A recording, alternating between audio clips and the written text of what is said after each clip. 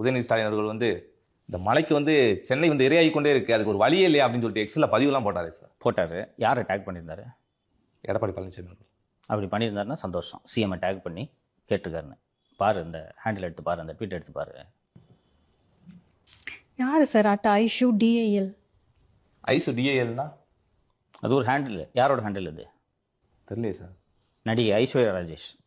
அவங்களுக்கு சார் இதில் அதை தான் நானும் கேட்குறேன். உள்ளாட்சித்துறை அமைச்சரா, மாநகராட்சி மேயரா, முனிசிபல் அட்மினிஸ்ட்ரேஷன் கமிஷனரா, ட்ராட் போர்டு சேர்மேனா? புத்தி எப்படி இருக்குது தெரியுதா?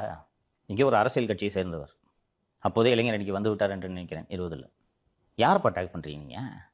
இப்போ இருக்கு அந்த ட்வீட்டு. யாரை அட்டாக் பண்ணுறீங்க? தனியாக விவாதிச்சுக்குங்க, பொது வழியில் விவாதிச்சுப்பீங்க. பாருங்கள் எவ்வளோ தண்ணி தேங்கி, இதற்கு தீர்வே கிடையாதா என்று அன்று அங்கலாய்த்தீர்களே. நீங்கள் ஆட்சிக்கு வந்த பிறகு, உங்களுக்கு அதிகாரம் வந்த பிறகு நீங்கள் இதற்கு தீர்வு கண்டிருக்க வேண்டுமா வேண்டாமா? மாட்டிக்கினீங்களா இன்றைக்கி?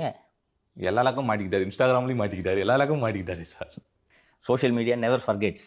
புரியுதா? எடுத்துட்டாங்களா இன்றைக்கி?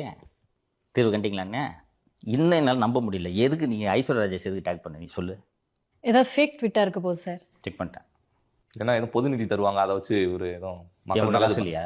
உங்களோட காசு இல்லையா? உங்கள் காசில் தான் அந்த பொண்ணு நடிக்குது படம். தெரிஞ்சுங்க, மக்கள் தெரிஞ்சுக்கிட்டோம். இப்படிப்பட்டவர்களிடம் நாடு சென்றால் என்ன ஆகும் என்பதை இந்த நாட்டு மக்கள் புரிந்து கொள்ள வேண்டும்.